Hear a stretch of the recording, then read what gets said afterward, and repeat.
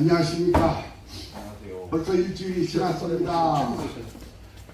오늘 제가 시사 특강을 하기 전에 소식 하나 올리겠습니다.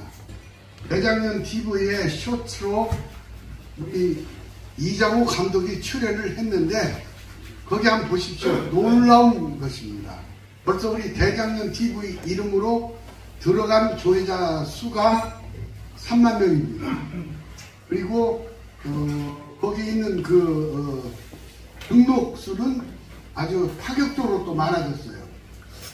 그래서 노래 부르면 된다. 이 부분은 임덕근 장로님께서 나중에 좀 소개를 한번 하셔야 되겠죠. 우리 대장년 TV가 이렇게 엄청나게 발전을 했다는 것을 보고를 드리고요. 그리고 조만간 전국적인 조직이 이제 발대가 된다, 이것도 말씀을 드립니다. 이스라엘의 정보전에 대해서 제가 말씀을 드리고 싶습니다. 이스라엘의 정보기관은 세 개로 압축이 됩니다. 모사드가 있고요, 신베트가 있고요, 아만이 있습니다. 모사드는 외국 정보입니다. 국제 정보를 담당하는 기관입니다. 그 유명한 모사드입니다. 신베트는 국내 정보 담당하는 기관입니다. 아만은 군사 정보를 담당하는 기관입니다. 그런데 여기서 제일 중요한 게 모사드입니다. 어마어마합니다. 여러분, 이스라엘이 그 거리가 1000km가 넘어요. 이스라엘과 이란과의 그 어마어마한 큰 간격인데 정확하게 이번에 이스라엘이 때리는 거 한번 보십시오. 정확하게 헤즈볼라 수장들, 그리고 여러 그쪽에 반대파 그 수장들을 때려잡는 거 한번 보십시오. 죽이는 거 한번 보십시오. 기가 막힙니다. 이 모사드의 능력입니다. 이게 어마어마합니다. 어떻게 이렇게 힘을 가지게 되었을까요? 유대 민족은 오래전부터, 지금으로부터 3500년 전부터 이런 정보전에 대한 DNA가 있었습니다. 목사님들 궁금하더라도 제 얘기가 끝날 때까지 저한테 반기를 들지 마십시오. 제가 틀린 말을 하더라도 농담입니다. 자, 최초의 정보전 누구라고 생각하세요? 모세가 가나안 땅에 12명의 정탐꾼을 보냈습니다. 그래가지고 와가지고 여호수아와 갈렙만 빼고 10명이 울며 불며 우리는 메뚜기 같다, 도저히 가나안의 저 세력을 이기지 못한다, 그렇게 정보 보고를 해왔습니다. 모든 이스라엘 국민들이 눈물 콧물 꽂히면서 모세야 네가 우리를 죽이려 했느냐? 이집트에는 무덤이 없어서 여기까지 와서 우리 죽이려고 했느냐? 모세를 그냥 어마어마하게 핍박을 하지 않습니까? 근데 모세의 정보전은 틀렸어요. 정보전은 그렇게 하는 게 아니야. 첫째, 모세 정보전 틀린 거 사람을 너무 많이 보냈어. 두 번째, 와가지고 보고는 저 혼자만 받아야 되는데 대중들 앞에서 이걸 발표하겠어. 정보 관리가 틀려먹었어요. 그런데 그 정보전의 문제점을 갈파한 사람이 누구야? 그게 바로 모세의 종, 모세의 제자, 눈의 아들 여호수아예요. 보십시오. 여호수아 어떻게 했는지. 자기 선생이 실패를 했어요. 저는 그렇게 정치학자로서 그렇게 분석을 합니다. 자기 선생이 실패를 했어요. 자기는 여리고 침범할 때 어떻게 했어요? 딱 두 사람만 보냈어요. 그 중에 스파이 하나가 살몬이에요. 그래가지고 은밀하게 보냈어요. 보내가지고 조사하게 가지고 나왔어요. 그래서 여호수아가 살몬과 또 한 사람의 정보부 스파이로부터 보고받은 거에 뭐예요? 틀리면 틀리다고 하세요. 첫째, 여리고는 강한 성이다, 그런 보고가 있었어요. 두 번째, 거기에 있는 군대는 훈련을 잘 받았다, 그렇게 보고를 받았어요. 세 번째, 그런데 걔들이 이스라엘 군대를 두려워합니다. 세 번째 포인트입니다. 여호수아는 세 번째 포인트에다가 다글리를 했어요. 놀랍지 않습니까? 그러면서 왜 두려워한다고 하더냐? 그건 성경에 나와 있는 그대로예요. 이스라엘이 에집트 군대를 무찌르고 홍해를 육지처럼 건너고 막 구름 기둥, 불 기둥으로 막 하늘에서 요란한 소리가 나고 도저히 이스라엘 난공 불락 성과 같은 것입니다. 우리는 그거 도대체가 싸움을 없습니다. 두려움에 벌벌 떨고 있다는 그 정보를 여호수아가 받았습니다. 그러면 여호수아는 그 정보를 가지고 어떻게 활용을 했어요? 이상한 행동을 한 거예요. 정말로 쟤들이 생각하기에 기괴한 행동을 하는 거예요. 싸울 생각을 안 해요. 여리고성을 아무 소리 없이 빙빙 돌아요. 더 두려움을, 야, 저 인간들이 도대체 무슨 짓을 하는 거야? 두려움만 쌓이게 하는 거예요. 계속 도는 거예요. 계속 도는 거예요. 물론 하나님의 뜻입니다. 그러나 여호수아는 영변사를 같아요. 전략을 잘 짰어요. 저놈들이 두려워한다 보니까 두려움을 막 더 부채질할 수 있도록 이상한 행동을 하는 거예요. 그래가지고 마지막 날에 와 소리 질러가지고 무너지니까 꼼짝을 못하고 여호수아 군대가 진멸을 하게 된 거 아니겠습니까? 그러면서 스파이는 스파이끼리 사랑을 합니다. 공무원은 공무원끼리 결혼하더라고요. 군인은 군인끼리 결혼 많이 하더라고요.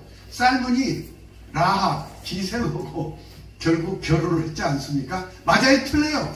맞죠? 거기서 살문이 누구예요? 다윗의 고조부입니다. 자 보세요. 살몬, 그 다음에 요아스, 보아스, 그 다음에 오베, 이세, 다윗.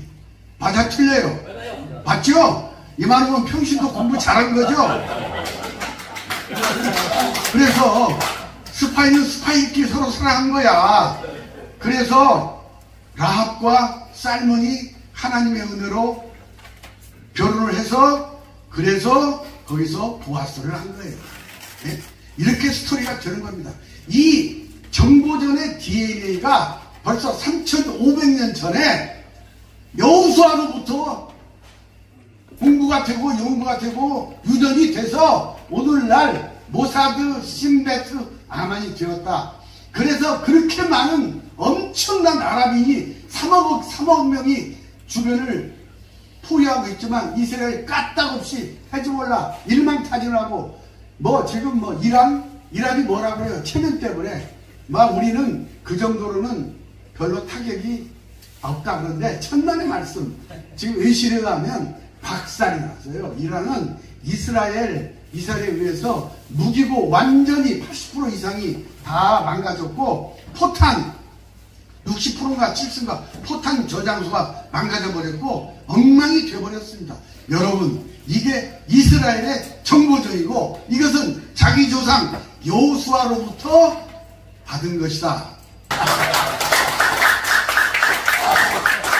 그래서 이것은 그냥 저는 정치학자입니다. 정치학자 입장에서 재구성을 해서 그런데 교과서는 똑같은 성경이에요. 그런데 우리 목사님들은 복음 차원에서 분석을 하지만 우리 정치학자는 세력 차원에서 권력 차원에서 분석을 하고 이것도 굉장히 중요한 하나님의 지혜거든요. 예를 들면 아우구스티누스 그 다음에 욥의 철학 그 다음에 그 위로 쭉 나와가지고 소위 그 교부 철학 그러니까 그 교황들의 정치 행동, 교황들의 황제와의 다툼, 그래서 권력의 균열 이런 건 목사님들이 몰라요. 그런데 기독교 역사 속에서 이런 건 굉장히 중요하거든요. 마틴 루터가 종교개혁 시작을 했지 않습니까? 그런데 마틴 루터 이전에 종교개혁을 하고자 하는 선각자들이 여러분 얼마나 많은지 아십니까? 근데 다 불타고 화형당해 죽었어요. 그러다가 용기 있는 우리 루터가 또 나타났어요. 근데 루터는 왜 안 죽었을까요? 이건 정치적으로만 해석이 가능합니다. 목사님들은 이런 분석 내놓기가 어려워요. 어떻게 루터는 종교개혁을 성공할 수가 있었는가? 그 무시한 교황들의 그 탄압 민수인데 어떻게 목숨을 부지할 수가 있었는가? 라는 것이 아니라 당시의 시대 상황을 보면 압니다. 독일의 황제가 교황하고 사이가 나빠. 그때는 교황의 권력이 조금 하락할 때야. 달라들었어. 그래가지고 어쩌지 해서 화해가 됐어요. 근데 그 틈새를 타고 마틴 루터가 종교개혁 95개조 반박론을 선언한 거예요. 그러니까 황제가 교황으로부터 탄압을 받을 가능성이 있는 마틴 루터를 보호를 한 거예요. 도망가게 한 거예요. 도피하게 한 거예요. 자유를 준 거예요.